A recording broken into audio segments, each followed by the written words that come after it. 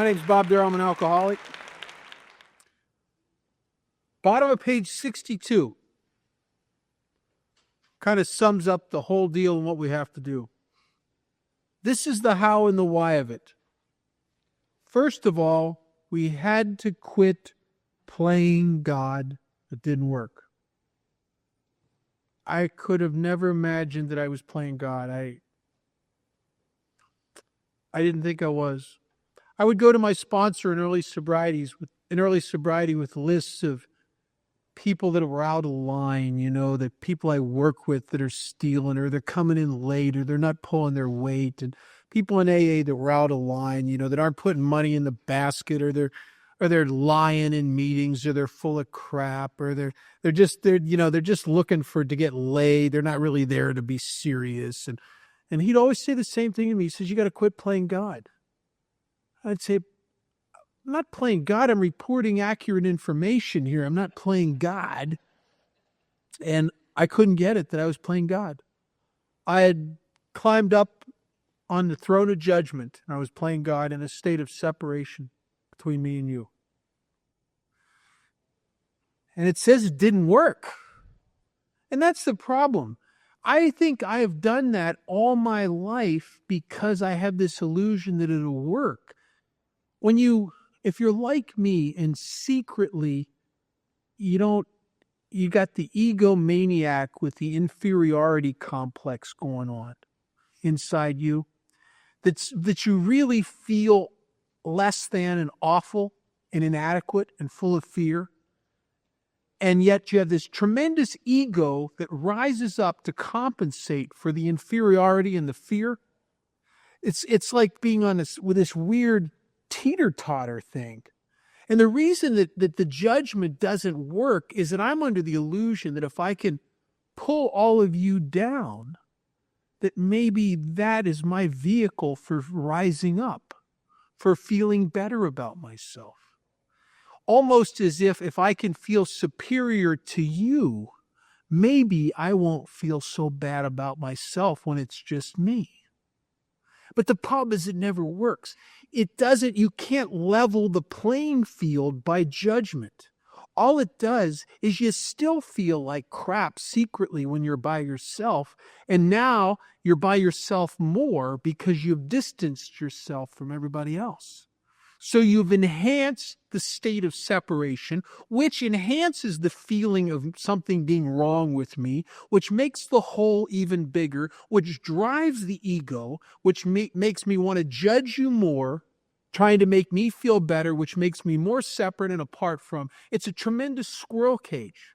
And the reason it doesn't work, I've spent my whole life doing this. And what I've discovered is that my ego and my real sense of self-worth are diametrically opposed to each other, as if they were on a teeter-totter or a balance scale. When my self-esteem, my real sense of myself inside is poor, and I don't really feel that good, and my self-esteem is low, my ego rises up to try to compensate. When my self-esteem is really low, that's when I'm the most driven for validation. That's when I need attention. That's when I pick you apart. That's when I'm unforgiving. That's when I'm intolerant. That's when I'm the most judgmental. That's when I need the props. That's when I never have enough money and never have the nice enough car. It's never enough because this up here does not really change this down here. And the reverse is true. As a result of making amends and helping others, there are moments in my sobriety where my self-esteem is really high. And I'll tell you a funny thing. When I'm really good inside, this is very low. When I'm really okay, what you're doing's fine. I don't have to pick it apart. You're okay. I'm okay. You're okay. It's quiet. It's fine. When I'm really okay and my self-esteem is really good, I don't need a new car. I don't have to be the guy. "How you doing, Bob? See my new car?" I don't have to be that guy. I don't need the props. I don't need the validation. I don't need anything, because when you're really okay, you're really okay. right? You're really okay. I don't have to be okay at your expense. I don't have to be okay because I'm just really okay. And I've had it backwards all my life. I've fed the beast. All my life, I've had it reversed. When I feel bad, I always gravitate towards actions that give me validation and defend and pump my ego up. And what it does is when my ego goes up, it automatically pushes my self-esteem down because, okay, I'm not the guy that really feels about himself, that feels good about himself. I'm the guy that feels bad about himself, that's dressed up to look like he feels good about himself. And I have that feeling of phoniness and being found out. I feel like a facade human being, which enhances my low self-esteem, which drives my ego. They're diametrically opposed to each other. And I never knew that. I always fed the wrong beast. I always went for gratification. I always went for me. I always went the ego stuff. And it never would have occurred to me when I feel bad that I should go make amends or help somebody else. It is not my first inclination. I got that here. Would have never occurred to me. I would always feed the beast. Always. Natural inclination, always feed the beast. There's an old American Indian proverb of a young brave who goes to the old wise medicine man and he goes to him and he says, I don't understand what's going on in my life. Sometimes I feel very good about myself and other times I don't feel very good. Sometimes I seem to be full of apprehension and fear and other times I just seem to feel comfortable and go with the flow. Sometimes I seem to be real wrapped up in myself and I don't fit in the tribe, and other times I really feel a part of the tribe. And what is it? What's this? Why is it like this? As if there's two parts to me. And the wise man said, son, your life is like two dogs, a black dog and a white dog, a dog that represents love and one that represents self and fear, that are that are trapped in a sack, locked in there in mortal combat to the death. And the young brave says, oh my God, well, which one wins? And the old man said, the one that wins is the one you feed. It's the one you feed. And if I feed this one is diminished. If I feed, and Alcoholics Anonymous is, especially with good sponsorship in the steps, will encourage you to feed the good dog, to feed yourself, to take actions that would never occur to you, that really change the way you feel about yourself. It's like when if you're like me, you go to your sponsor, how you doing? I don't really feel too good. I don't feel very comfortable. I think I'm going to buy a new car. Bob, why don't you go over here down to Detox and pick up a couple guys and give them a ride to a meeting? Well, I don't know. I think I'd feel a lot better with a new car. Well, why don't you do that? Just go over here and do that. And what happens is I go over and do that, and I get these new guys in my car, and I start sharing myself, and I feel useful, and I'm letting them off back at the Detox, and they're saying to me, thank you. You really helped me. And I'm driving home that night. I don't need a new car. I'm telling you. I don't need nothing. But I go buy the new car. 3 weeks later, all I got's the goddamn payments. Right? Right? The shine's already worn off of the deal. It's because I fed the beast, and now I feel even worse. Now I'm a guy who doesn't like himself very much with a new car. Right? That's what I've become. We had to quit playing God. It didn't work. I cannot wrest happiness and satisfaction out of this world by managing well. It's a delusion. It's a delusion. Next, we decided that hereafter in this drama of life, God was going to be our director. He is the principal and we are his agents. He is the Father and we are his children. Most good ideas are simple. And this concept was the keystone of the new and triumphant arch through which we pass to freedom. Some great analogies there. God was going to be my director. He is the principal I am his agent. He is the father, I am his child. I think I always had it backwards. I wanted him to be my agent. I wanted to petition God for help and give him a list of what kind of help I needed. And come on, let's get with it here. I want him to be my God. Kind of like it's sort of like the ultimate butler, right? The ultimate butler, gopher, it's executive secretary God, right? I want to petition him because so I'll be better. And what Alcoholics Anonymous is talked about is to stop that. Stop trying to have him be your God. And Bob, why don't you be his man?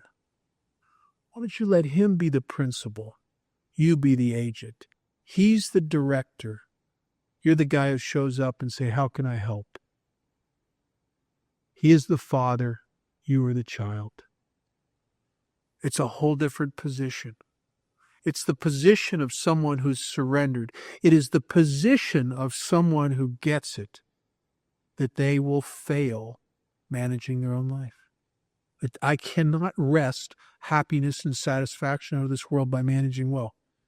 I had to quit playing God simply because of the great reality is that it does not work. If it worked, I would be up here trying to do a seminar on how you can better play God. If it worked.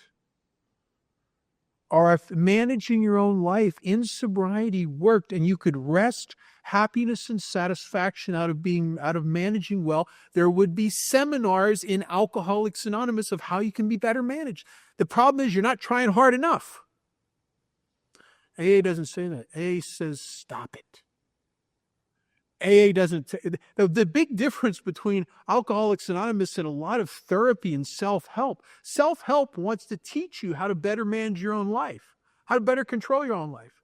AA says, step away from your life, please. Step away from your life. You've done enough of that. Thank you. Don't do that. It hurts too much. Leave your life alone. Go over here. Work these steps, make these amends, try to trust God, let him have your life, leave your life alone, go over here, help his kids, and let's see what happens. Let's see what happens. And the end result is everything I ever tried to wrest, all the happiness and satisfaction I tried to wrest out of life through managing well, seems to come to us if I will just remove myself from the driver's seat. If I will just go over here, clear up the wreckage of my past, help God's kids, and let the happiness and satisfaction come to me. It flows in the river, and I'm the guy that happiness and satisfaction is flowing right by me because I'm frantically trying to swim upstream because I'm sure it's up here, and I miss it. It's just going by. Going by in my efforts to run the show. When we sincerely, top of 63, when we sincerely took such a position, and that's the position of step 3, all sorts of remarkable things followed. And these are the third step promises. Tremendous promises. Every action step in Alcoholics Anonymous is presented in 3 parts. It's presented in what you could think of as the predisposition to taking the action. And that's what we just talked about. If you get it that you're the failure at running your own life, if you get it that you cannot wrest happiness and satisfaction out of this world by managing well, if you can get it inside you that selfishness, self-centeredness is the root of your trouble, if you can get it how you invariably cause yourself harm by making decisions based on self and people retaliate, if you can get everything that we talked about, then there's some action that's required, and the action is to take this position of turning your will and your life over to the care of God. That's the action. And if you take this action, if you take this position, here's what happens. And it says they're remarkable things. They are. We had a new employer being all-powerful. He provided what we needed if we kept close to him and performed his work well. That is a tremendous promise for a self-obsessed and worried about himself continually. That if I can just do two things, all of my needs will be provided for. If I need not to be alone, I don't have to worry about it. I don't have to try to make myself not alone. It'll be taken care of. If I need whatever I need, it will be taken care of. If I can do two things, if I can stay close to him and perform his work well. And I think that just matters that it is my job to try to put some energy into a contact with God. That every day is the day where I will turn my consciousness towards him. Now, some days I turn my consciousness towards him. I will get up in the morning and I will get down on my knees and I will pray, and I'm praying to the air. And other days I get down on my knees and I feel connected. And it doesn't make any difference. The thing that's important is that I make the effort to continually focus myself in that direction, whether I feel it or not. Because I think that the reality of the Spirit is that the Spirit has movements, just like the seasons of the year. And there are times when I'll be taking the action and there's nothing wrong with my program. And I'll feel like it's wintertime. I'll feel everything shut down and desolate and barren. And my conscious contact is really not very conscious, except that I keep turning my consciousness towards him. I'm taking the action, but I don't feel connected. And then there are other times when I feel so connected, I want to get a tent and a tambourine. You know what I mean? I feel plugged in, hooked up. And I'll tell you, it doesn't matter. I think the worst times are when I feel like I need the tent and the tambourine. That's the most dangerous time for me. And the important thing is whether I feel plugged in or I don't feel plugged in. I do two things every day. I try to stay close to him. I just keep taking the action of turning my consciousness towards him, whether I feel connected or not. And I perform his work well. And it doesn't take a rocket scientist to be in AA to finally get it after reading this book and being around here for a while, that really comes down to one thing and one thing only. It's helping his kids. I have been divinely crafted to be of service to people who are exactly like me and suffer from alcoholism like me. I can't, not that I can't be helpful in a church. I can be helpful in a church. But I am not as divinely crafted to be of service there as I am with a bunch of drunks who have died from alcoholism like I was dying from alcoholism. When in that light, my whole life makes sense. Why I've been through all that, why I felt like that, why I struggled with that stuff. Why it all makes sense in that light. There's a usefulness that comes out of that. And there's a rightness to that must be surely God's will for me. And if you read this book over and over again, it talks every time it's a problem, no matter what's going on, it says stuff like, and then we turned our attention to who we could help. It's always about other-centeredness. It's always in God's will for me. Any vision of God's will that involves making me better and it's all about me is not a vision of God's will. It's another self-delusion because it's another self-centered deal. God's will for me is to clean house so I can be more effective and help his kids. And the great promise is if you do that, Bob, you'll never need for anything again the rest of your life. In the process of doing that, we will fill your holes. Your holes will become filled. And I'll tell you something that I will talk about this in step 12. Those of us that are lucky enough to stay in AA and make the amends and then go sponsoring people and throw ourselves into 12-step work. Discover the juice. Discover that sense that comes from helping others, that there's a magic that comes when I'm with a guy. I've listened to a 5th step, or I've spent the whole evening with a guy that's dying of alcoholism and he can't imagine living without it, and I'm sharing my experience with him. And all of a sudden, everything I've went through has become useful to him. And I will come out of that. And I will come out of that in love with him, wanting him to find everything I've found here. And at moments like that, I feel inside me truly the way I always imagined I would feel if I had enough love and material stuff. I have finally, in moments like that, am happy and satisfied because I am fulfilling my primary purpose. I am right with myself and right with God's universe. And it is not as a result of wresting nothing from nothing. It's as a result of performing his work. The result of doing what I made a decision to do in step 3, in the 3rd step prayer. And we're going to talk about that shortly. First promise, great promise. Second promise, established on such a footing, we became less and less interested in ourselves, our little plans and designs. That's a tremendous promise for a person that is labored under the bondage of self-concern, that I will be less and less interested in myself. Seems hard to believe, really.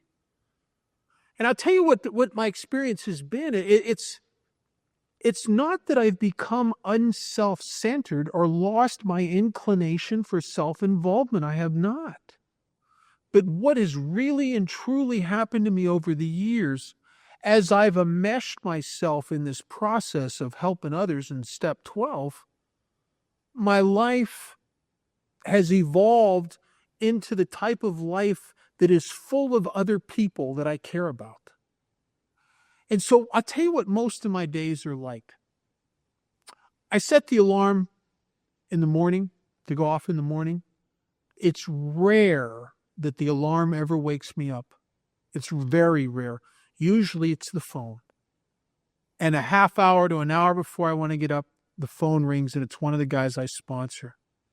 And maybe he just got to work and things or he's going crazy and he's afraid of this and he's resentful and all this stuff. And what happens is that I will come into consciousness concerned with him. And then throughout the whole day, the phone will ring. I will show up at my meetings. I will see the guys I care about. And a guy who has the natural inclination towards self-involvement finds myself often spending a lot of my life in other-centeredness. And that's when I'm free. That's when I'm free. And when I'm out of myself and thinking about and caring about you, it feels the way it felt in the early days of my drinking. Because one of the great things that alcohol did is alcohol relieved me of the bondage of self. I remember the early days of my drinking, walking into a party or with a bunch of guys and I felt awful. Locked up, alone, inside of me. I got my emotions and my life right on me. And I don't fit, and I can't talk to anybody, and I'm depressed, and I'm full of anxiety, and I don't like nothing. 5 shots of whiskey would get me off of me, and I could come out and play. It would relieve me of the bondage of self. And I could be one of you, and I could care about you. I could listen to you. It freed me. And so does Alcoholics Anonymous. It frees me from the only thing I've ever needed to be free from. It's not the IRS. It's me. I'm the guy that I got to get away from. I'm the guy that gets on me until I feel trapped. I'm the guy that makes me feel like I'm locked up. And that's what I got to get free of. More and more, we became interested in seeing what we could contribute to life. After a while, it's just you do service just for the joy of doing it. Because you get it. Takes a while, takes a lot of years here to finally connect the dots. But when you connect the dots, That's where the good dope is. That's where the good whiskey is. It's not, we don't, those of us that spend a lot of time in 12-step calls, it's really easy to be new and think, oh, they're so altruistic. No, that's where the good dope is. That's why we do it, because that's what gets me free of me, relieves me of the bondage of self, gets me plugged in, gets me feeling like this is good stuff here. I can't get that sitting at home in my living room. No matter how abundant it is, I can't get that freedom there. I can only get it. You are the vehicle. You're the vehicle. I can't get it by myself. Never could. Never could. Because that, no matter what I bring into my life as a taker trying to fill up the void, no matter what I bring in there, it's not enough. It's never enough. The shine wears off of it. Bring this in. No, it's not enough. More. It's never enough. When I turn it around, it's all the difference in the world. As we felt new power flow in, and that's what we're tapping into. We're tapping into the juice, the power. Just as I tapped into it in early drinking, in my early days of drinking, when alcohol was the magic source of power, when a guy who couldn't fit with people, who couldn't socialize, who was kind of awkward verbally with people, and I'd get 7 or 8 shots in me, and my vocabulary flowed. I could talk to people. I was connected. I was funny. I was intuitive. I was in the zone. And that's when I'm relieved of the bondage of self and sobriety. New power flows through me. I become an instrument, a vehicle, as it talks about, a channel, as it talks about in the prayer of St. Francis. A channel. As we felt new power flow in, as we enjoyed peace of mind. You know what peace of mind comes from? Not running the universe. Really. You know what? Anxiety is the byproduct of trying to run the universe. When you run it, when you're the center, and it all revolves around you, and it's all your responsibility, it's all your job to wrest happiness and satisfaction on this world, it's up to you. Man, there's a lot of crap to worry about, I'm telling you. There's a whole world out there, people that are doing stuff. You got to watch them. And they think stuff. You got to watch them real careful, because you don't know when they're going to turn. You don't know what they're thinking. They might turn on you any minute now. You got to watch them. It's overwhelming. That's why new people, I heard a guy say this not too long ago. I know exactly what he meant. I said, well, how's your life now that you're sober? He looked at me and he said, it's too big. I said, yeah, I know. It is too big, isn't it? Too big to handle, isn't it? Yeah, it's too big. It's overwhelming. You see some guy that's sober about 2 years, hasn't surrendered yet. And, you know, he's got that look, that tired. You know, is it tired? Running the universe and protecting and defending yourself and trying to make things right is a tiring business. That's why guys like that, you say, how you doing? Hanging in there. This guy said to me not too long ago, I said, how's it going? He said, well, I guess it ain't bad if you don't weaken. Oh. I want to say, give up, let go. He can't imagine letting go. He can't imagine it. Can't imagine it. Keeps running it for a while and doesn't drink. He will imagine it. I'm telling you. Nervous breakdown and spiritual experience. They're really, you know what I'm saying? Thin line sometimes.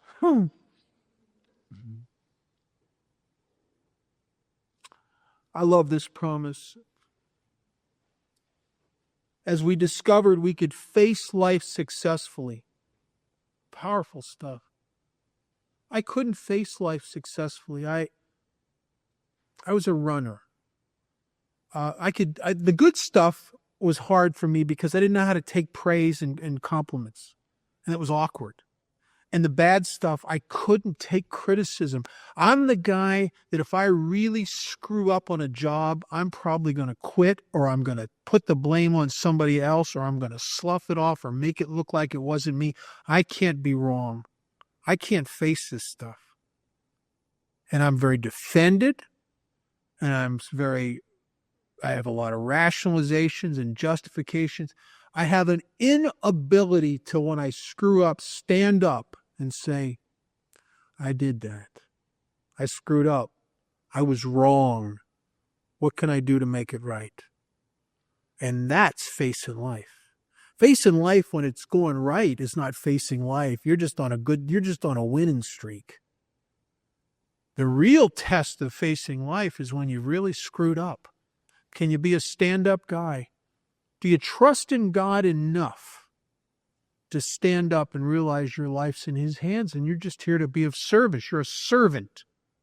And a good servant doesn't defend nothing. A good servant tries to serve. And I screwed up, Master. What can I do to make it right? What you tell me, I'll do it. What can I do to make it right? And there's a tremendous freedom in that, because I'm no longer hostage to my own mistakes and my own bad behavior. If you can stand up and be a stand-up guy, then there's nothing that can happen in my life that threatens me. I can make mistakes. I'll make mistakes. Yeah, I make a lot of mistakes. That ain't so bad, because if I don't defend them and I don't have to be right, then I can be wrong. And if you're wrong, it's not bad, because then you get to fix it. It's good. It's good. And sometimes it's a beautiful thing to stand up and be wrong and then go make it right. That's a nice thing. It's a wonderful thing. I always thought that I had to be perfect to be anything at all. I don't have to be perfect. I just have to be able to face life successfully. I don't run no more. I was a runner. I could run without leaving the room. You confront me about something, I just go to the Bahamas in my head. You know what I mean? You're just going, I just tune you out. You're like that yakety yak, you know. Can't get to me. I've gone away. Thank you. I'll be back later. I can stand up and listen to you and try to see where you're right, because I don't have to be right. As we became conscious of His presence, some days I'm real conscious of His presence. Some days I just trust that He's there. I think that's normal. I think that if you're not always feel like you're plugged in, I don't think that necessarily means there's something wrong with your program. It may be that you got a resentment or a fear or something that got you back in the control seat. But if you've really been clean with yourself and your sponsor, and you're okay, but you don't feel plugged in, it might just be the season of your soul, the movements. I think it's egotistical and self-centered in the extreme to assume that I'm going to be plugged in, turned on, tuned in 24 hours a day, 7 days a week. I mean, I understand why I would think that way. That's why I drank, because if I could keep the buzz going, then I'd be the guy all the time. But it's not practical. Life's not like that. I don't think the soul's like that. My spirit has never been like that. I'm not plugged in all the time. But I'm close to the extent that I'm trying to help others. I'm close. That's the closest I get. And I try to do that often. We began to lose our fear of today, tomorrow, or the hereafter. That promise in itself would be what would bring me to the table. I don't know about you guys, but I lived in a tremendous state of anxiety and worry. I just worried all the time about stuff. And if I could be free of that, that's not a bad deal for me. I'll sign up for this.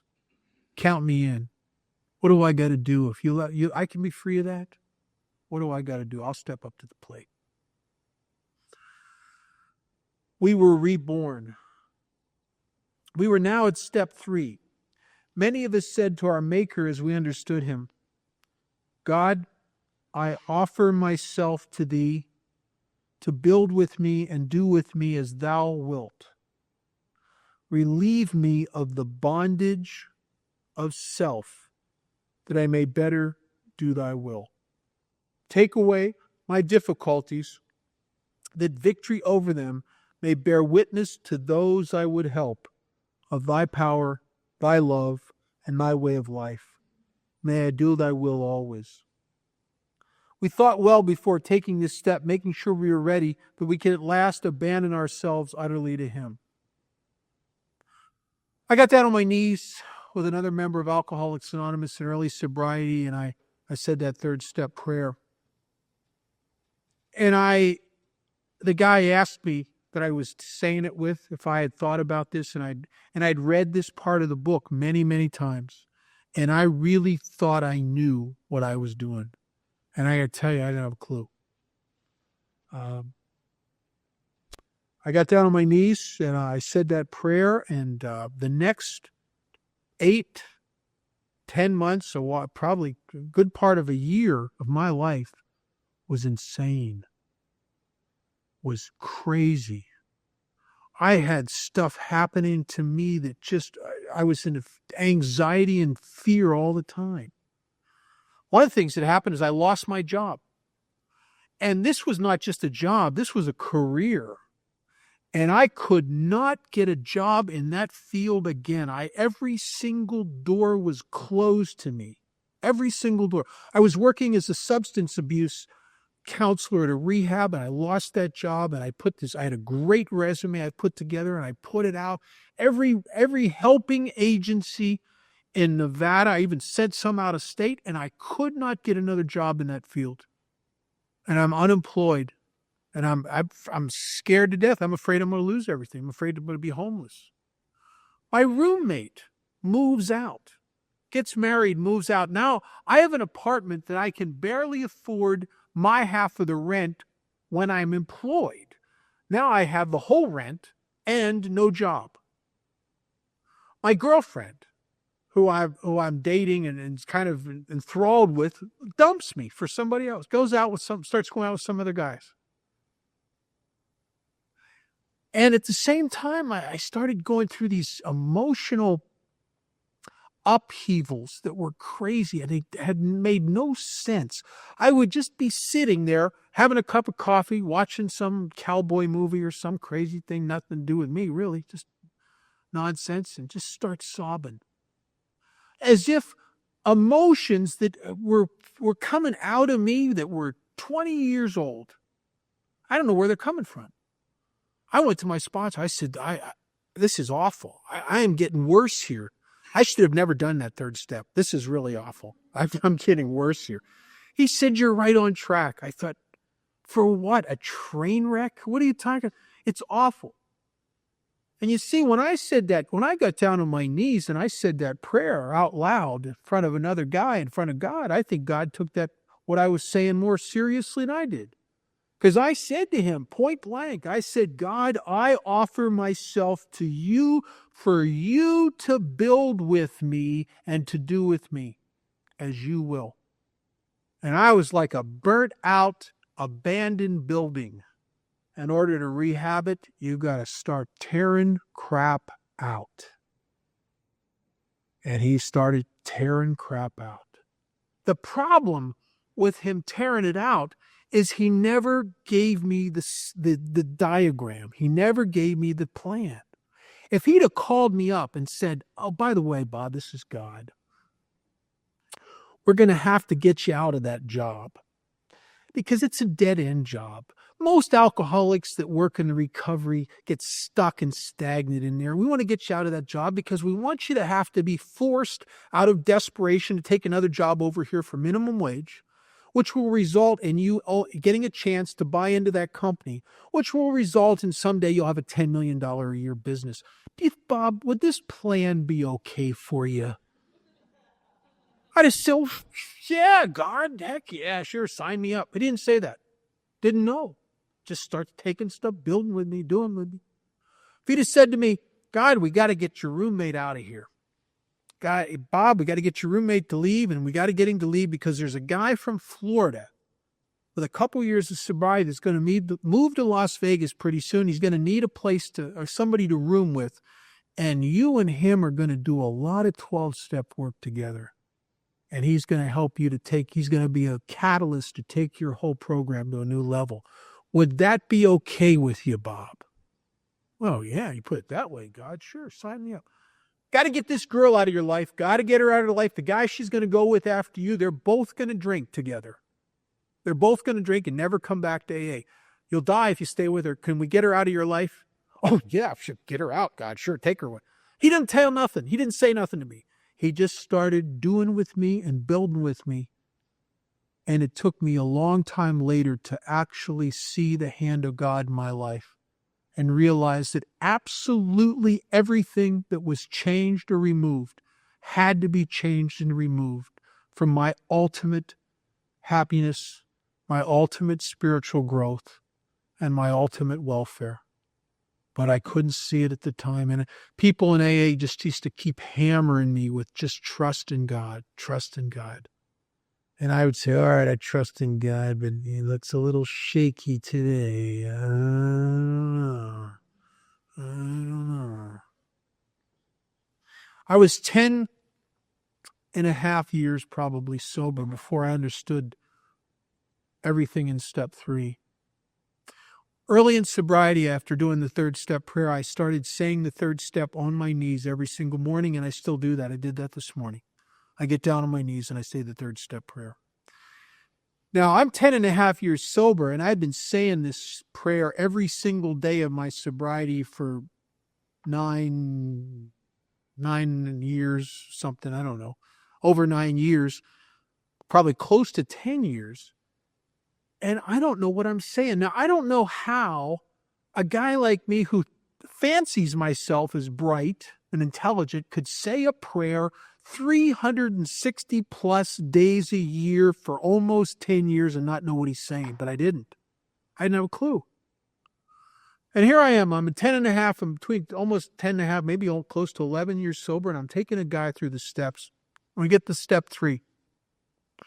And we're reading this part of the book and we're talking about it. And we're reading the 3rd step prayer and we're talking about it. And he says to me, let me see if I got this right. He said, in the 3rd step, what we're going to do is we're saying to God, God, I offer myself to thee to build with me and do with me as thou will. So we're making a decision essentially, we're making a decision to head my life in the direction of making it none of my business. That's the deal. I'm going to try to make my life none of my business. Because I am saying, for here, God, for you to build with me, do with me, I'm out of the loop. It's your deal. Not my business anymore. He says, is that right? I said, yeah, that's right. Good. That was I was absolutely right on the money. And then he says, but we can't do that, can we? We're talking about that. Yeah, we can't really make our life none of our business. How do you stop worrying about yourself when that's all you ever do is worry about yourself? How do you stop being self-concerned when that's your basic nature? So I asked God to do something. I asked him to relieve me of the bondage of self, because I am shackled. I am hostage. I am a prisoner of my own self-involvement. I am a hostage. So I'm asking him to relieve me of the bondage of self so that I may better do his will. Because the reality is, if God does not relieve me of some of this bondage of self, how am I going to make my life none of my business? How am I going to become other-centered when I am self-concerned? And then the last part is the part I didn't have a clue on. I didn't get it. I just didn't get it. I don't know why. This new guy taught me what it was. It says, take away my difficulties. I thought I knew what that meant. Take away my difficulty. And I got a list, God. Yeah, I got to take away my difficulty. But what it says is take away my difficulties so that victory over them may bear witness to those I would help with thy power, thy love, and thy way of life. Trying to make our life none of our business. Since we can't do that, we're asking God to relieve us of the bondage of self so we can do that.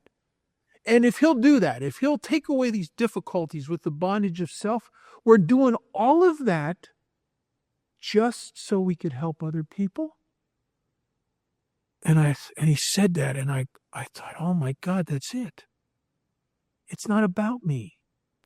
So that to take away these difficulties with the only thing I really have difficulty with, the bondage of self. If you will take away my difficulties with the bondage of self for one reason and one reason only, so that victory over them would bear witness to those I would help of his power, thy power, his love, and his way of life. Because later it tells us that we will have entered the world of the Spirit. We will be on a different plane. And I finally got it at 10 and a half years sober, almost 11 years sober, that Alcoholics Anonymous is not, even though people try to make it, was not and never will be a self-help program. It is not a self-help program. It is a program of self-abandonment and service. The great reality of my life is I cannot fix me. And I must give up trying. So I give up. I leave my life alone. I pray that God will relieve me of the bondage of self. I take the inventory, the things inside me, the judgments, the resentments, where I've been wrong about my parents, all the things that keep me on the defensive and trying to be right. The fears that keep me locked up inside myself with the death grip on my life that I can't let go of because I got to control it. The relationships that make me feel bad about myself. The things I've done to gratify myself at other people's expense that I walk away from and my spirit has been diminished. That I clear away the things that keep me locked up inside of me for one reason only. So I can be useful. Because in the usefulness, in the service, in helping God's kids, do I get the juice. That I get the juice. Why don't we break for lunch? Why don't we say the Lord's Prayer? And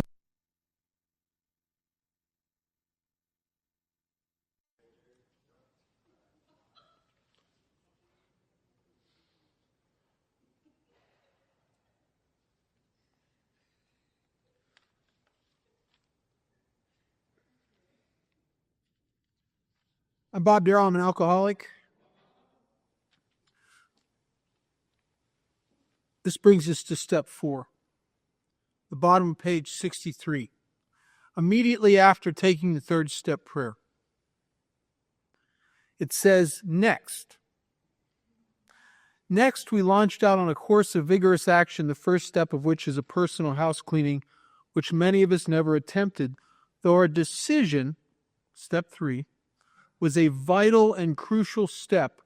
It could have little permanent effect unless at once followed by a strenuous effort to face and be rid of the things in ourselves which have been blocking us. At once. Next. You know what my experience is? I think we got this dog ears thing going on with stuff like that. It's like next and at once to most people means like next and at once. To us, it's like somewhere down the road. You know, it's like 6 months later, 2 years later. And I think one of the reasons it says next and at once is that what I've observed is the longer I wait, the crazier I become. I have a guy that I sponsor. I just gave him a cake for 18 years. And when Craig was sober a year, or maybe close to a year and a half, he started his 4th step. He didn't finish it or do his 5th step until he was almost 3 years sober. Took him over a year and a half to do next. And I'll tell you what happened to him in that time. He started having an affair with a married woman. He started carrying an Uzi machine gun in his Bronco because they were back. You know who they are. You don't know who they are in particular, but they're out there. and he started becoming more and more judgmental and full of anxiety. He started suffering from depression. He had frantic bouts of gratification trying to fix himself, and he got crazy. I want to read a little passage out of the 12 by 12 where Bill describes very explicit description of what it's like to suffer from untreated alcoholism as a result of not really cleaning house. It says in the 12 by 12, it says, some people are unable to stay sober at all. Others will relapse periodically until they really clean house. Even AA old-timers sober for years often pay dearly for skimping this step. They will tell how they tried to carry the load alone. When I was new in sobriety, I did about a year sober. I did my first 4-step, and I didn't follow the directions in the book. I did the 40-page life story of everything I was ashamed of, felt guilty about, and nothing changed. And when I was a little over 4 years sober, 4.5, I started to suffer from untreated alcoholism, and it was awful. And I did it right in the middle of Alcoholics Anonymous with a good job and a good life, going to 10 meetings a week. And what I'm going to read, the next couple sentences, is exactly where I was at, exactly. It says, they tell how they tried, and I was sober. I would have thought myself an old-timer, sober for years, even though not by today's standard I wasn't. I was sober for over 4 years. But this thing about how we tried to carry the load alone, my life got heavy, and I got serious, and everything was a big deal. It goes on to say how much they suffered of irritability. Oh man, I was like that. I was on the muscle with people. I'd fly off the handle with them. I was very judgmental, very withdrawn because they would irritate me. Suffer from irritability, anxiety. I had a mind. I just worried. My worrying was back to full speed ahead.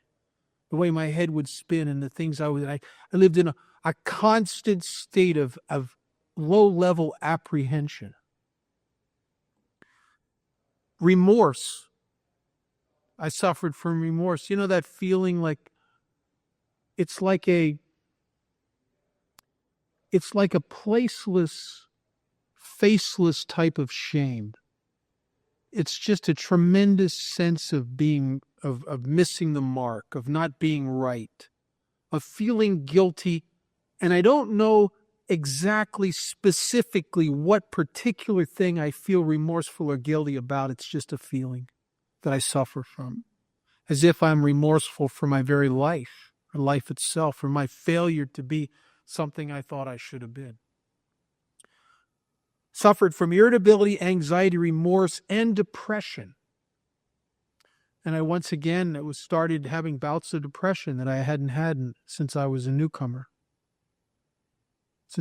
I went through a period of about a year or so after doing my first 4-step where I seemed to be free of that to some extent, and then it returned again. It returned because I'd skimped on this step. I hadn't really followed the process in the book. And when you don't follow the process of the book, what happens is when you come to step 6 and 7 and 8 and 9, you're lost. I mean, the pieces of the puzzle, when it don't fit together. It's almost like putting together a jigsaw puzzle and ignoring one piece, and taking a piece of cardboard and cutting it just so pretending it's going to be the right piece, and you put it in place and it fits with the piece because you've cut it to fit in that one piece. But then you go to put the other pieces in place around it, and they don't fit because it's not the right piece. It fit with the pieces that were there, just like my 4 steps seemed to fit with the first 3 according to my view of what was going on. But when it came time to go on with the rest of the program, I was lost. I was lost. Suffering from irritability, anxiety, remorse, and depression. I just seem to get my life and my emotions on me. And it's not clinical depression, even though a lot of people in Alcoholics Anonymous get misdiagnosed suffering from this type of spiritual depression as being clinically depressed. What I was experiencing in actuality was the depression of the overly self-involved. The depression of the guy who plays God and can't really pull it off. I was suffering from the depression of running the show. I heard a great definition of depression. Depression's when God stops doing my will.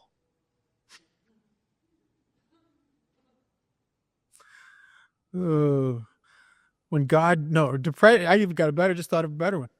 Depression is when God will not relinquish my job. Right? The job I've always known I would do better.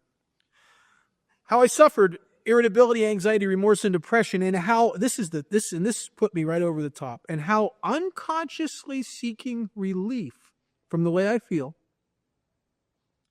we would sometimes accuse even our very best friends of the very character defects we ourselves were trying to conceal. And that's exactly what had happened to me. Not only was I irritable and anxious and prone to depression, but I became very, very judgmental. I found myself relentlessly taking people's inventories, and all of a sudden that consciousness returned, that sick consciousness of separation where you sit in a meeting and you just judge everybody.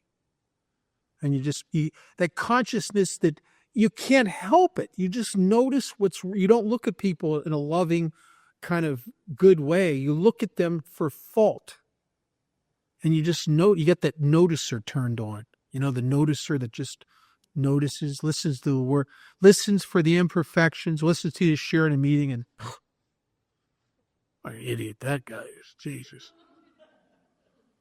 Oh, listen to this. Oh, sounds like what a phony. Sounds like a Hallmark card in a recovery bookstore. Am I supposed to buy that crap? Don't. But doesn't put any money in the basket. Oh, man. Oh, look at him. He's just trying to get laid, grandstanding in front of these women. Jeez, what this? And I was leaving AA. Didn't even know it. Never left the rooms. But I was leaving AA. Suffering from alcoholism in a state of separation between me and you.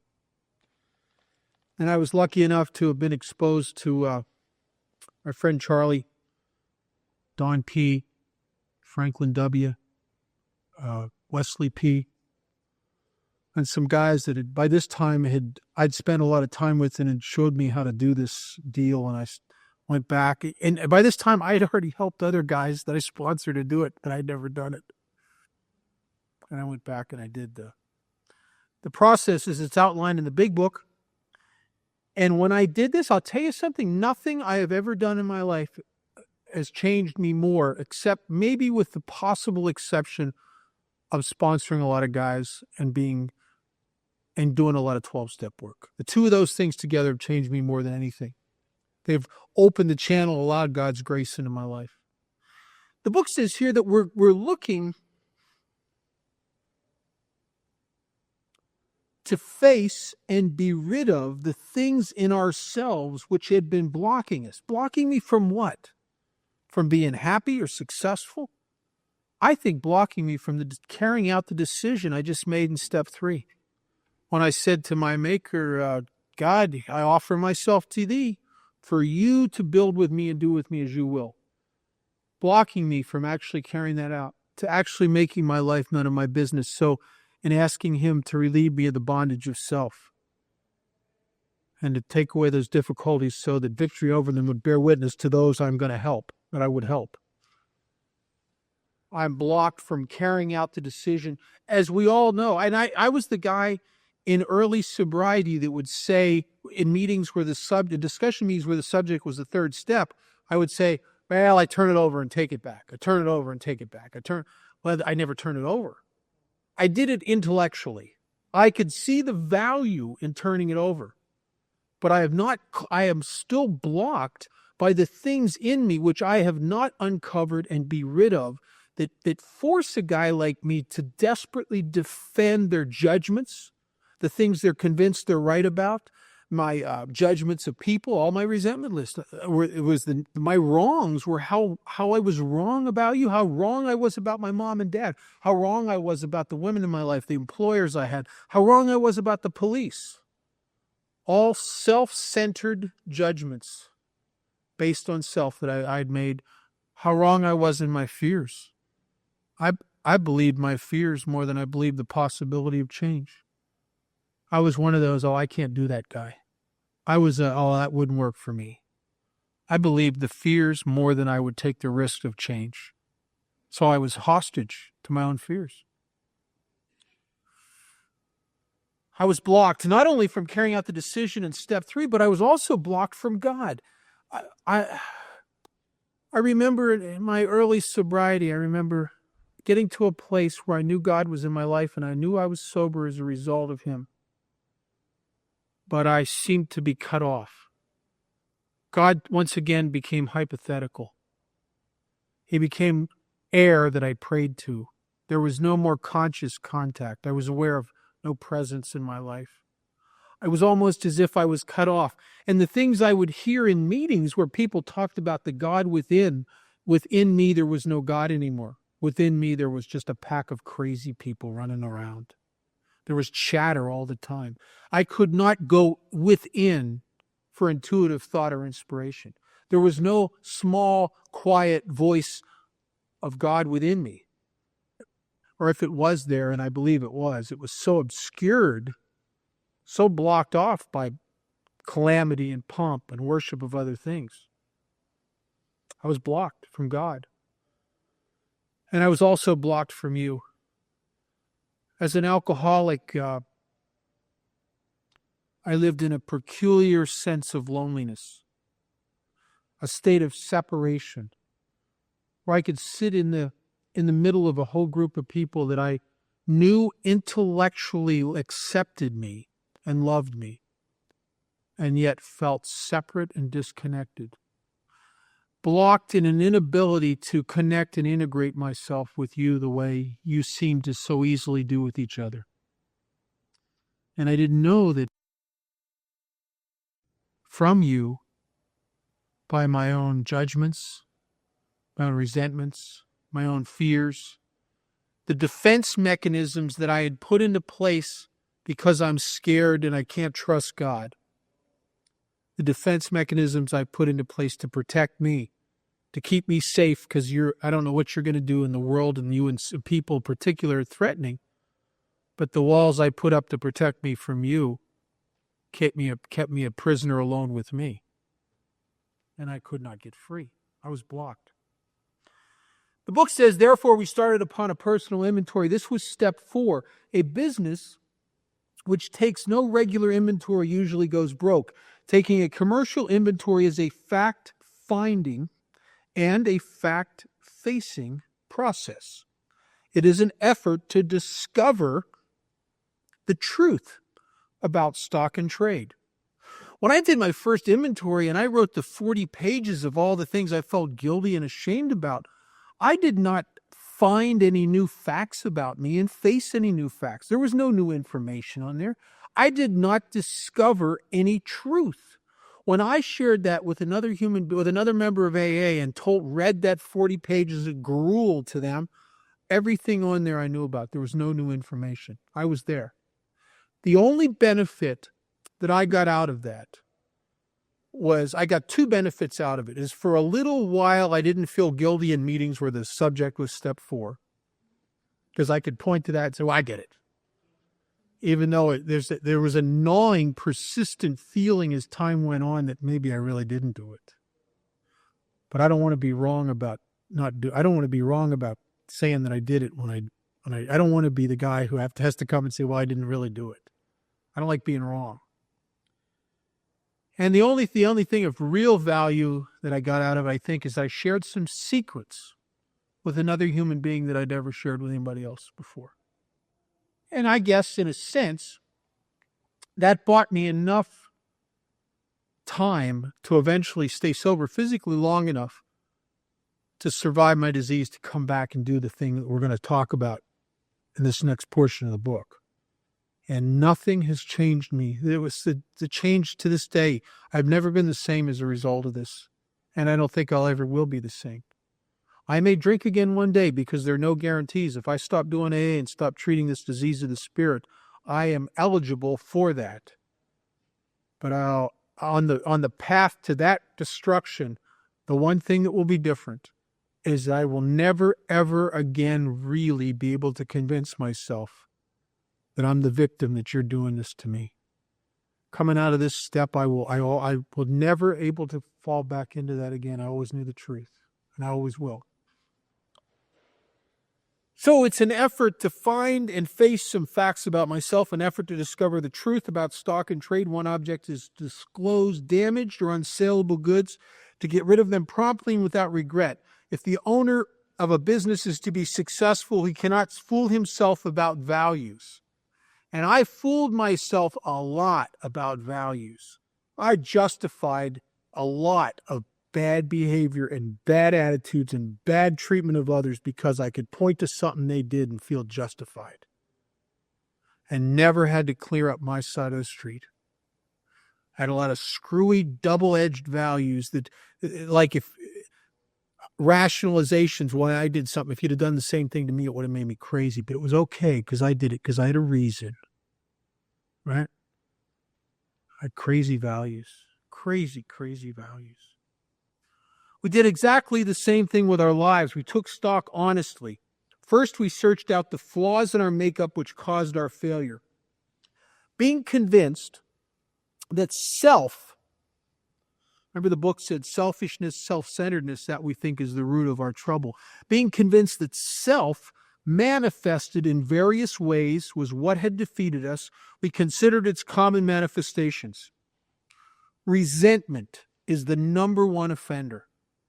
The inventory process is in 3 parts: resentment, fears, sex conduct. And I didn't know for a long time why they said resentment is the number one offender. I wouldn't have said resentment. I would have thought it should be guilt or shame. Because when I got sober, I was plagued with guilt from the things I did. And I'll tell you what I've discovered about guilt and why guilt's not the number one offender. Matter of fact, guilt, there's not even a section in the inventory about guilt, even though everything I ever felt guilty about would fall into my fear inventory, because if there's always a fear of being, every guilt I ever had involved a fear of being found out, or a fear of facing that person, or a fear of consequences. So everything that would have been, if I could have made a guilt list, would have actually ended up on my fear list. But the reason that guilt's not the number one offender, there are things that I did when I was 12, 13, 14, 15 years old, that at the time I did them, and for a period of time afterwards, I was racked with guilt. Felt awful. Tremendous fear of getting caught. Shame. Wondered who found out. Anybody see me? All kinds of stuff like that. But I'll tell you the funny thing about guilt. As I get away from the incident, the actions I took that caused the guilt, one of two things happens. Either the discomfort drives me to take action to put the guilt at rest, or I will suffer the pangs of apartness from the guilt long enough to get into the zone where I know beyond a shadow of a doubt that there's no chance ever of any consequences for this. It's really, I'm out of the woods, and then I'm no longer guilty. I got crap from when I was a little kid. I probably didn't even get on my 8-step list because it was so much stuff I couldn't remember everything, that I am sure that when I did it, I felt guilty. It's been so long ago, I've forgotten completely about it. I'm no longer guilty. Sometimes some of that stuff pops up. I've had stuff pop up at 15 and 20 years sober that I thought that I didn't remember. I'll see somebody else do something and I'll remember, oh my God, I did that when I was a kid. Jeez, I never cleaned that up. Oh, geez. But I don't feel guilty. It was out of sight, out of mind. But resentments, now that's a whole nother breed of cat. I got sober I had case files on teachers from the first and second grade. I knew the first guy I ever got in a fight with, the first girl ever rejected me, the first I resentments are forever. I never forget that. Matter of fact, not only don't I forget them, as the years go by, I add to the file. Right? I build the case bigger. They never go away. They never go away. And even the ones where I think they're gone away, if I see that guy, God, I'm so glad I saw him. I almost forgot how much I hated him. Right? Instantaneous. Resentment is the number one offender. The book says it destroys more alcoholics than anything else. I think it destroys more alcoholics than alcohol. I'm telling you, I've watched people die in sobriety from their own hand. And it started with resentments that eventually they judged themselves right into a corner and they had nowhere to go. I didn't know what resentment was. I thought that resentment was anger. And it's not really anger, even though sometimes it looks a little bit like anger. But there's a really big difference between anger and resentment. I'll give you an example. If I'm out in the garage and I'm building, let's say I'm building a birdhouse for the backyard. Like I need another one. I'm building a birdhouse for the backyard and I'm hammering nails into wood and I slip and I hit my thumb with the hammer. I am going to get angry. I'm going to cuss that hammer and throw that hammer across the garage. That's anger, very normal. It's a defensive, explosive reaction to being threatened or hurt. Now, resentment, which comes from a Latin word, resentire, meaning to resensitize, refeel, is that 5 weeks later, I'm still trying to figure out how I'm going to get even with that goddamn hammer. You know? And I'm replaying the incident and what that hammer did to me, and I'm going to get even. And the problem with this resensitizing, this refeeling, this replaying wouldn't be so bad if I did it with the mind of a normal person. But I do it with the mind of a chronic alcoholic, a fear-based perception that is overly judgmental and overly defensive.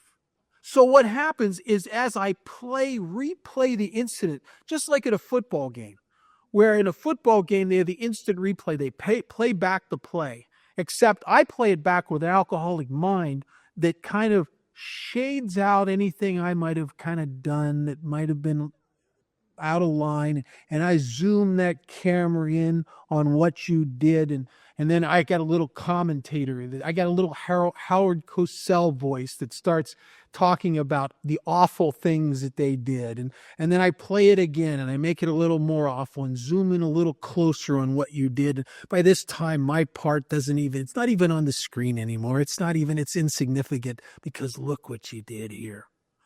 And then if I retaliated and did something against you, I diminish that and I kind of put it right next to what they did.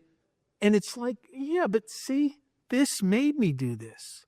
I wouldn't have done that. I wouldn't have gossiped about you. I wouldn't have hurt you. I wouldn't have done that if you made me do that. If you wouldn't have done that, you deserved that. And I feel completely justified in my behavior. And I lived with a lot of that. No wonder I couldn't hear God. No wonder I was locked up inside myself and disconnected and alone. You got 10 or 20 things going on like that, you're a prisoner right in here of the tapes that you play continually. You're a prisoner, as I was. The book says, from it stem all forms of spiritual dis-ease. For we have not only been mentally and physically ill, we have been spiritually sick. And if you've ever had a deep-seated resentment, you feel sick of spirit. You don't feel vital and alive and connected. You're withdrawn and locked up and sick inside. You may feel justified in the hope of being right, but it don't feel good. Don't feel good. I was with a guy not too long ago, a guy that's sponsored, and he started a start his 4-step, and he comes to me, he says, I can't think of anybody I'm resentful for at. I don't have any resentments. I said, really? You don't have anybody that's pissed you off? Not really. I'm kind of an easygoing guy. I said, really? He said, yeah, nobody really bugs me too much. I said, okay, in your case, let's look at it a little different. Let's make a list of people you feel smugly superior to. And he gets this look on his face and he goes, oh, that's a long list. Oh, yeah. That's a long list. The people that you play it over and over again of how out of line they are and how better you are and how I'd never have done that and how you pump yourself up and you blow yourself up into in a prideful balloon with the illusion that you're better than them. Every resentment I ever had a sick, secret feeling of superiority attached to it. I always felt somewhere smugly superior to the people I resented. That's pathetic, but it's true. It's true. So we have not only been physically ill, we have been spiritually sick. When the spiritual malady is overcome, and this is the promise, when the spiritual malady is overcome, when I can clear the stuff that blocks me from doing the deal in step 3, that blocks me from you, when I can again integrate myself and attain the unity that I've always yearned for, and also integrate myself once again with God, when I am spiritually no longer sick and separate, because spiritual sickness is really a state of separation. That's why spiritually sick people feel overly lonely. Spiritually sick people are prone to 2 symptoms: anxiety and depression. So when the spiritual malady is overcome, cause and effect, when I'm not driven in here by a state of separation and I have nothing to defend and the amends are made and everything's clean and it's a clear and clean channel, I have nothing that forces me up here to churn on, to replay, to do nothing unclean, then mentally I'm not a whack job anymore. And as a result of not being a whack job, that thing, my ulcer will go away. The migraine headaches go away. The spastic colitis. I don't have a tendency I'm not building a tumor anymore around the people I get better physically and mentally. I get better physically and mentally. Because I am at one. Once again, as I was born to be. In dealing with resentments, we set them on paper. We listed. So I'm making a list. I'm going back through my life and I'm listing everyone I've ever felt smugly superior to, everyone that's ever annoyed me or pissed me off or not done it right or hurt my feelings or stole from me or cheated. What I'm really listing, if you were to ask me as I was making the list, nobody ever asked me or I would have thrown me into a tailspin. But if you would have asked me, I might have told you that what I'm really listing here is that this is kind of a list of all the people that if they ever got a program would really owe me an amends.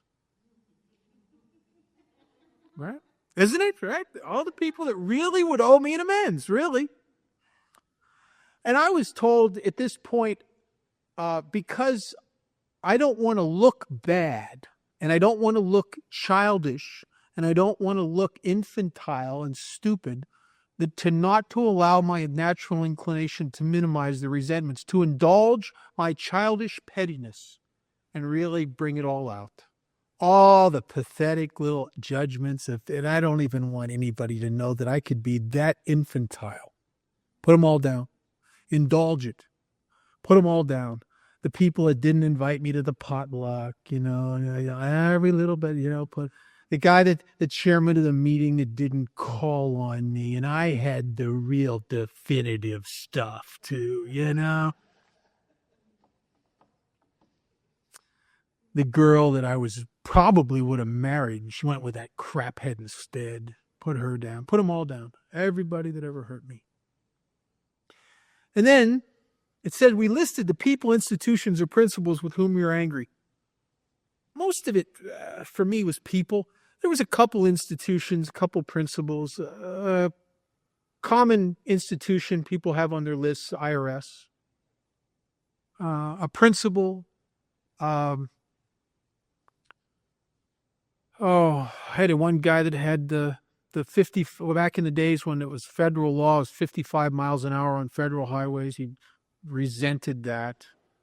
The principle that somebody has to tell him. And there's something about the alcoholic that we don't want to admit that certain principles bug us, but there's a part of us that always suspects we're above the law. You know, those handicap parking lot signs should be enforced for people who are inconsiderate. But I'm only going to be a minute, and I am in a hurry. The speed limit is very, very good, and you people really should stick to it. Can't you see it's for your own good? It's for the good of everybody else. But I'm in a hurry. It's okay. As if I'm above the law, right? As if I have such an over-exaggerated sense of myself as if I'm a special case. As if it applies to everybody else, but not me. My case is different. I need to drive 70. See, your life is pathetic and unimportant. I'm in a hurry here. Right?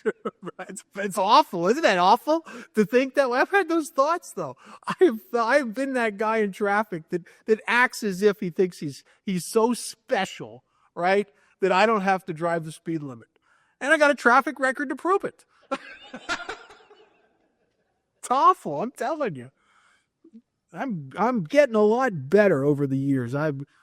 We thank God it's progress, not perfection. Oh my God.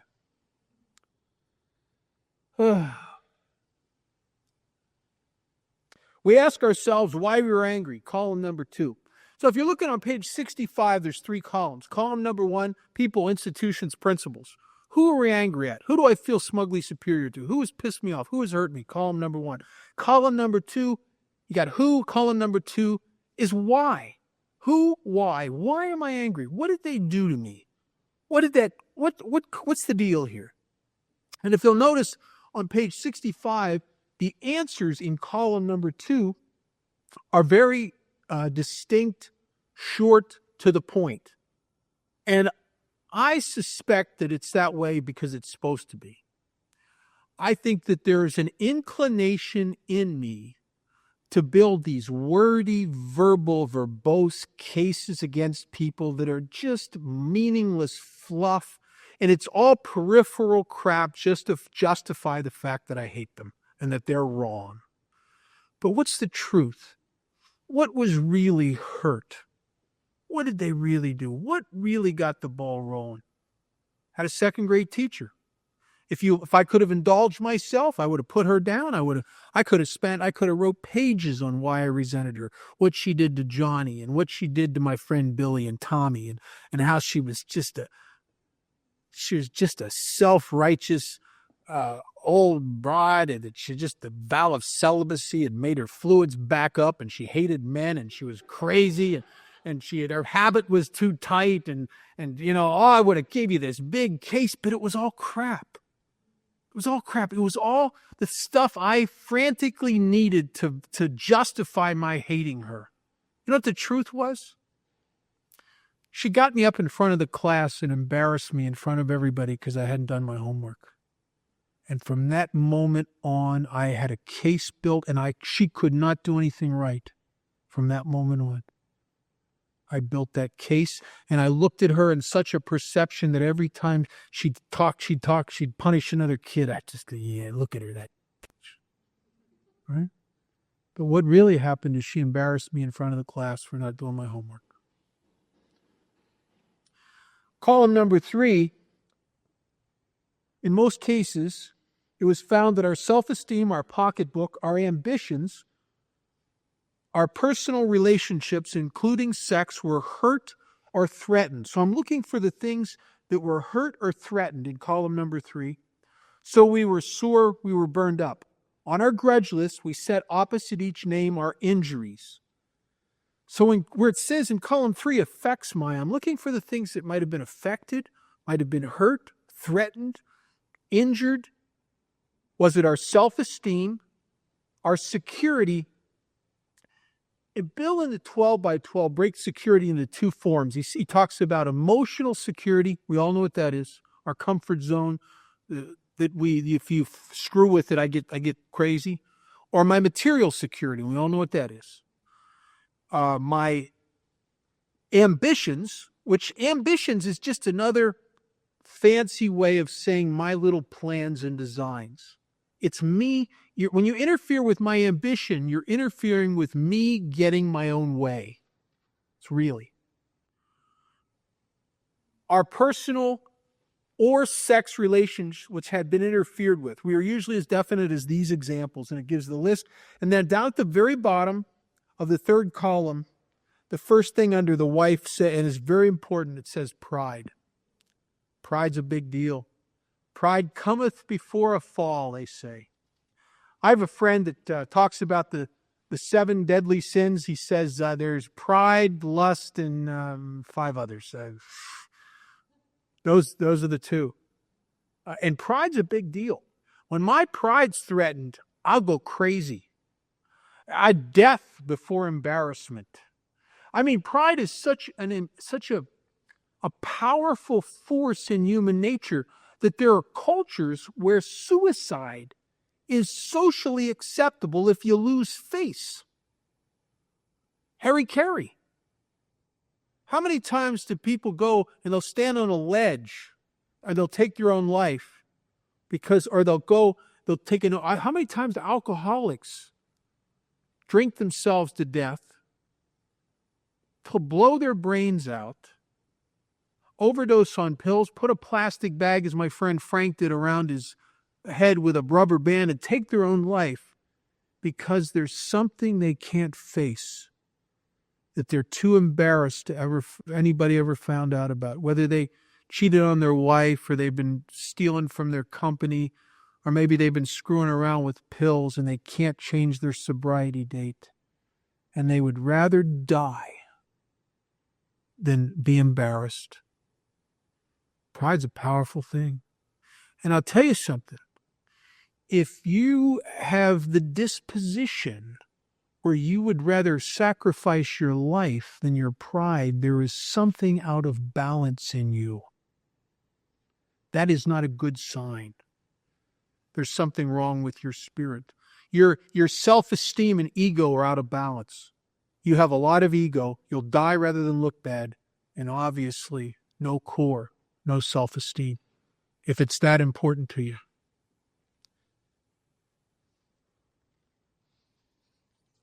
Bottom of page 65, we went back through our lives. Nothing counted but thoroughness and honesty. When we were finished, we considered it carefully. The first 3 columns of the 4th step is not really the thrust of the 4th step. It is a necessary indulgence into victimization that is absolutely necessary to do the real magic and the real healing work of the next 2 pages, page 66 and 67. If you only, and I've met people that do this, they do their 4th step and they do the first 3 columns and that's it. And I'll tell you something, if you do that, you will get sicker because you've just victimized yourself at depth. What you've done is you've pulled out every case file and your whole resentment you've had in your whole life and put it on paper and showed how they screwed with you, they interfered with you, they threatened you, they hurt you. That's not it. But that's necessary in order to do the healing. The magic we're going to talk about in the next 2 pages is the thing that really changes us, that gives us that 180-degree turn, that gets me free. So we considered it carefully. Looking at these 3, how much I've been a victim, the first 3 columns, the first thing apparent was that this world and its people are often quite wrong. Very apparent to me. Nobody ever really understood or treated me right. You know, it's no wonder by the time some of us get here, we've victimized ourselves so much by our resentments. A lot of us get here, we get that feeling like no one's ever done so much for so many, so often, for so little. You know, we feel like you get the holes in your hands from the cross, you know. But the book says to conclude that others were wrong was as far as most of us ever got, and the usual outcome was that people continued to wrong us and we stayed sore. Even if I changed towns and I got away from you. You know, a funny thing would happen? Some idiot would show up and be just like you as somewhere else. And what happened is I stayed. I could get away from you, but I couldn't get away from the center of judgment in me. I couldn't get away from the guy that kept putting me in that place of conflict. I couldn't get away from me. And I stayed sore.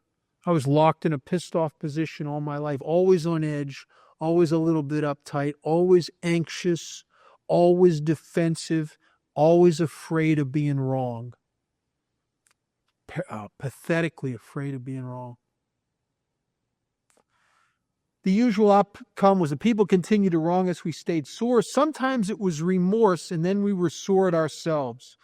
And the reason that happens is, you see, when I unleash the dogs of judgment, they don't just bite you. They always come back and bite the master. So just as I've gone through life being hard on you and putting you down for being imperfect, then I get alone with myself, and I can't shut that off. I do the same thing to me.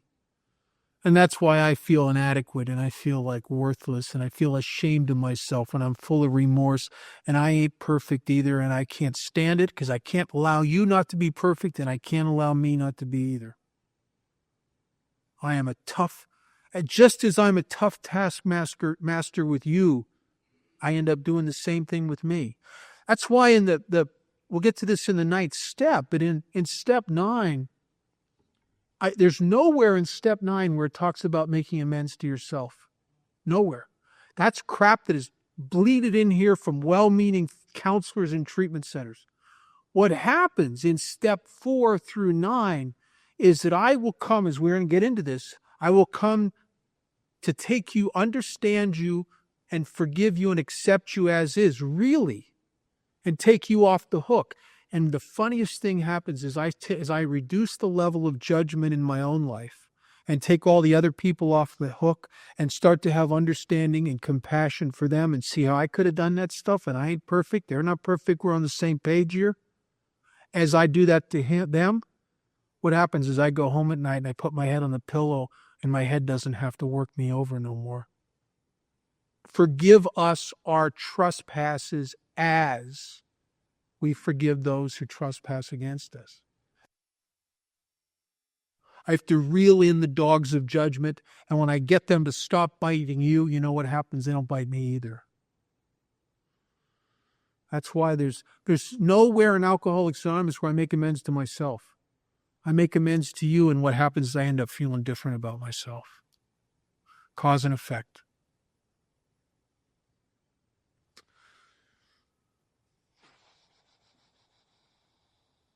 Next paragraph. It is plain that a life which includes deep resentment leads only to futility and unhappiness. When I'm resentful, I am not happy. And it's futile. You know what's so futile about it? Do you ever sit for hours and plot revenge? And you never do anything. It's pathetic. You go through your head, I'm going to blow their house up. I'm going to kill their kids. I'm going to burn them alive. I'm going to run them over. I'm going to poison their dog. And you never do anything. And if you're like me, you get to the choice where I either have to do all of that and risk prison for the rest of my life, or now I feel even more pathetic because I'm a blowhard in my own mind. Right? It's like it's pathetic. It's futile and unhappy. Resentful people are not happy people, and they live a futile existence. To the precise extent that we permit these, do we squander the hours which might have been worthwhile, but worse. With the alcoholic, whose hope is the maintenance and growth of a spiritual experience, this business of resentment is infinitely grave. We found that it is fatal. For when harboring such feelings, we shut ourselves off from the sunlight of the Spirit. The insanity of alcohol returns, and we drink again. And with us, to drink is to die. If we are to live, we had to be free of anger. The grouch and the brainstorm were not for us. They may be the dubious luxury of normal men, but for the alcoholic, these things are poison. I don't think they're being dramatic there. Or talks about the infinitely grave, they're fatal, they'll kill us, the insanity of alcohol will be shut off from the sunlight of the spirit, they're poison, the insanity of alcohol will return, we'll drink, for us to drink again is to die. They're saying this is fatal. I don't think they're being over dramatic. I'll tell you about me. You get me locked up inside my own head, grinding away at something that I can't let go of. And I am completely shut off from any sunlight in my life at all. If God, as he does in my life, talks to me through people, when I got a deep resentment, I could be in a meeting, God could try to be talking to me and I ain't hearing nothing because I'm in my head thinking about getting even. I can't pray. There's no conscious contact in my life when I got a deep resentment. I get down on my knees. I say, God, please help me to stay sober. And I'd sure like to kill that son of a bitch. It just bleeds into everything. It bleeds into everything. I am absolutely shut off. And I'll tell you what happens. See, with a bottle of wine, I can sit for hours and plot revenge and feel good about it. But sober, it's brutal. Because comes a point where I'm like the rat. I don't want any more cheese. I just want out of the trap. There comes a point with deep-seated resentments where I start to hunger I got to get out of here. I got to get out. I can't do this anymore. And I start hungering for freedom and I want to bust out. I want to get away from this. And the only thing I've ever known that in my whole life that instantaneously could free me when I'm locked up inside me like that is about a pint of whiskey.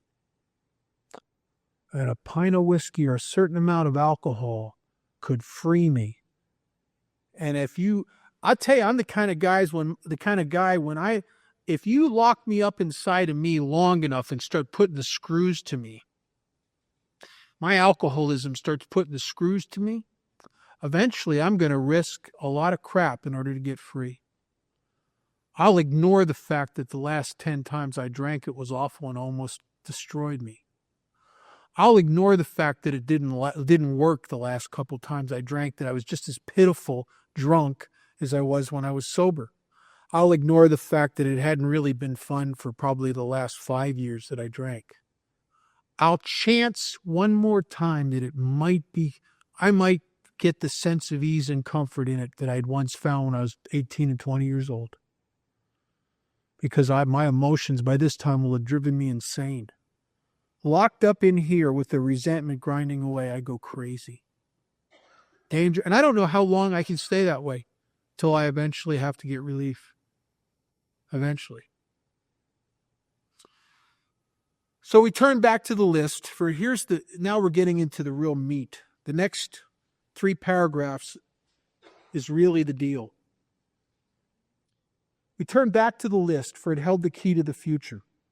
We were prepared to look at it from an entirely different angle. Hopefully, by this time in this process, I want to be free of me more than I want to be right. That I want to have peace more than I want to have revenge. That I want to be God's guy. That I don't want to be the guy that's running the universe anymore. I don't want to be the divine dispenser of justice. That I want to be free. And if I'm prepared to look at this from a different angle, here's what will happen. It says, we began to see that the world and its people really dominated us. They owned me. They owned me. The people that I resented owned me. They owned my thoughts, my consciousness, my very life. In that state, the wrongdoings of others, fancied or real, had power to actually kill. Fancied or real. I'll tell you what I discovered.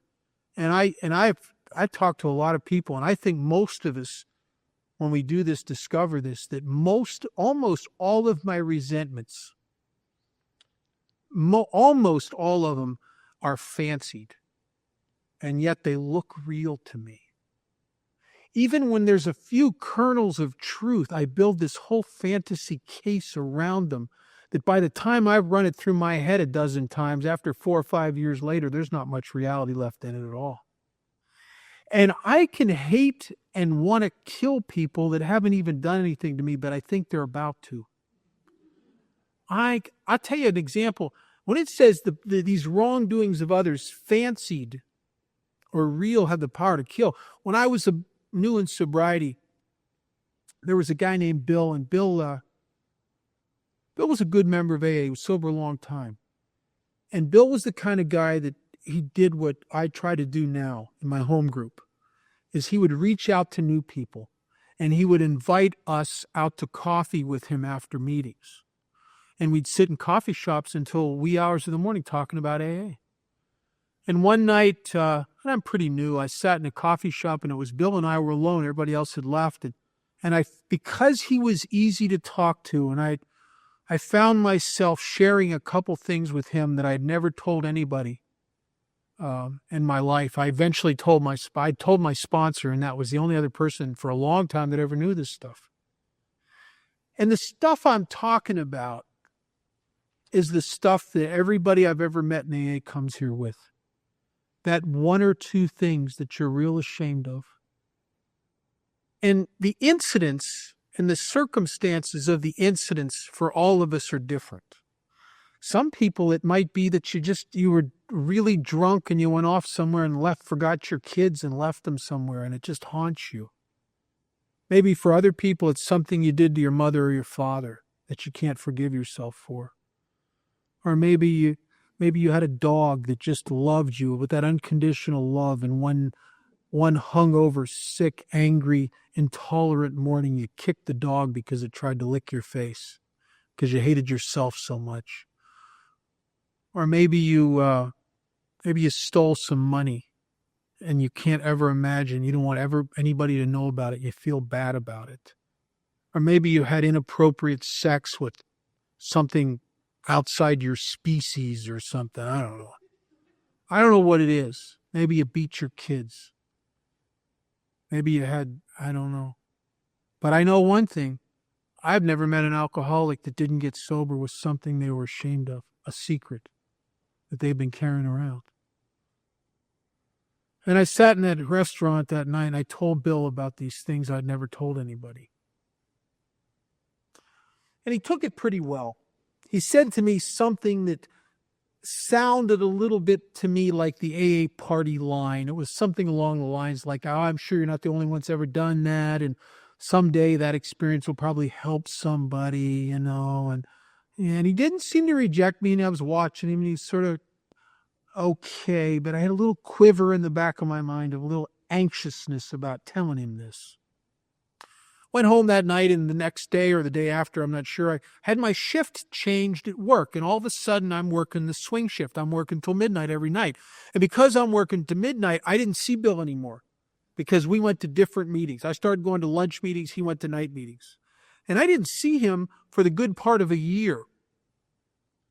And I walk into a meeting on my night off one night, at a meeting that I normally would never go to. I'd never been to before. And Bill was there. He's the only guys I knew there. I knew, actually, there were a few other guys, but he's one of the guys I knew. And I was glad to see him. And the meeting's about to start. He's across the room. I said, hey, Bill, how you doing, man? Good to see you. And he wouldn't say hi to me. And not only wouldn't he say hi to me, he had this look on his face where he didn't even want to acknowledge me. He didn't even want to look at me. He had a look on his face of what appeared to be contempt, a look of, leave me alone. Get away from me. Leave me alone. And I sat down, the meeting started, and I'm crazy. Because I'm hurt. I know that this guy has been judging me for that crap I told him. And I guess somewhere inside of me, there was a part of me that couldn't blame him, because God knows I judged myself terribly for that stuff. Terribly. And I think I secretly believed that if you knew about it, you would judge me as harshly as I did.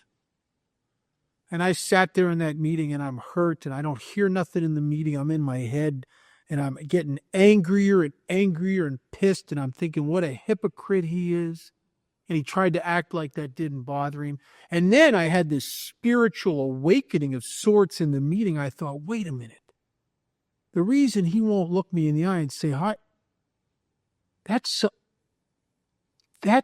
of a bitch has been telling everybody that stuff. And all of a sudden, it was this epiphany experience. I thought, oh my God, that's why that girl would not go out with me. She knows him. He's told, oh my God. And so is a good friend of his. And now that I think about it, he's been a little off, a little distant now that I think about it. I'm going to kill him. I'm waiting. I'm there cocked and ready. I'm waiting for the meeting to be over, and I am going to beat the crap out of this guy and feel justified doing it because he's destroyed me in Alcoholics Anonymous. He's told everybody this stuff, and it just makes me crazy. I am insane. And the meeting's about over, and I'm ready to go beat him up.